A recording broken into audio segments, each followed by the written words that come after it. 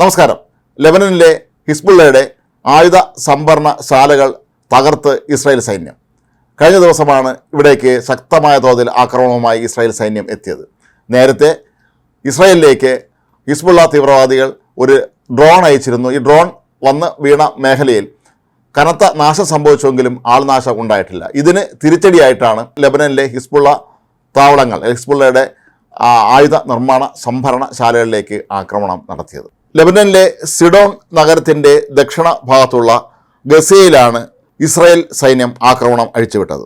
Lebanon ആരോപിക്കുന്നത് 14ഓളം പേർക്ക് ഈ ആക്രമണത്തിൽ ഗുരുതരമായി പരിക്കേറ്റു എന്നാണ്. എന്നാൽ ഇസ്രായേൽ ഇക്കാര്യം സ്ഥിരീകരിച്ചിട്ടില്ല.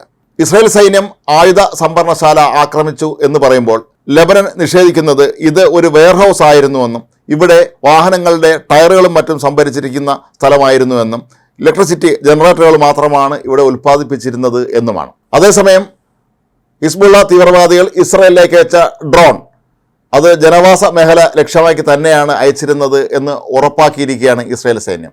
ഇത് ആയുധം നിറച്ച ഡ്രോണാണ് ഈ ഭാഗത്തേക്ക് അയച്ചത്. പക്ഷേ ജനവാസ മേഖലയിലല്ല ഇത് പതിച്ചത് എന്നുള്ളത് കൊണ്ട് തന്നെ ആൾനാശം ഒഴിവാകുകയായിരുന്നു. ഇസ്രായേൽ സൈന്യം ഇവിടെ മാത്രമല്ല, ലെബനനിലെ വിവിധ മേഖലകളിൽ ഹിസ്ബുള്ളയ്ക്ക് സ്വാധീനമുണ്ടെന്ന് അവർക്ക് വ്യക്തമായ തെളിവുകളുള്ള വിവിധ മേഖലകളിലേക്കാണ് കഴിഞ്ഞ ദിവസം ആക്രമണം നടത്തിയത്.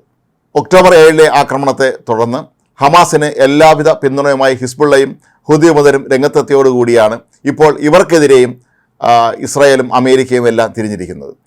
ഹൂതി വിമതരുടെ താവളങ്ങൾ ഓരോന്നോരോന്നായി അമേരിക്കൻ വ്യോമസേന ഇപ്പോൾ തകർത്ത് തരിപ്പണമാക്കുകയാണ്. അവരുടെ മിസൈൽ ലോഞ്ചറുകളും അതുപോലെ അവരുടെ മിസൈൽ അയക്കാനുള്ള മറ്റ് സംവിധാനങ്ങളും സാങ്കേതിക സംവിധാനങ്ങളും അവരുടെ വയർലെസ് സംവിധാനങ്ങളും എല്ലാം തന്നെ തകർത്ത് തരിപ്പണമാക്കിയായിരുന്നു അമേരിക്കൻ സൈന്യം മുന്നേറിയിരുന്നത്. അതുപോലെ തന്നെയാണ് ഹിസ്ബുള്ളയ്ക്കെതിരെ ഹിസ്ബുള്ള കൂടുതലും പ്രവർത്തിക്കുന്നത് തുർക്കിയും അതുപോലെ ലെബനനുമൊക്കെ കേന്ദ്രീകരിച്ചാണ്.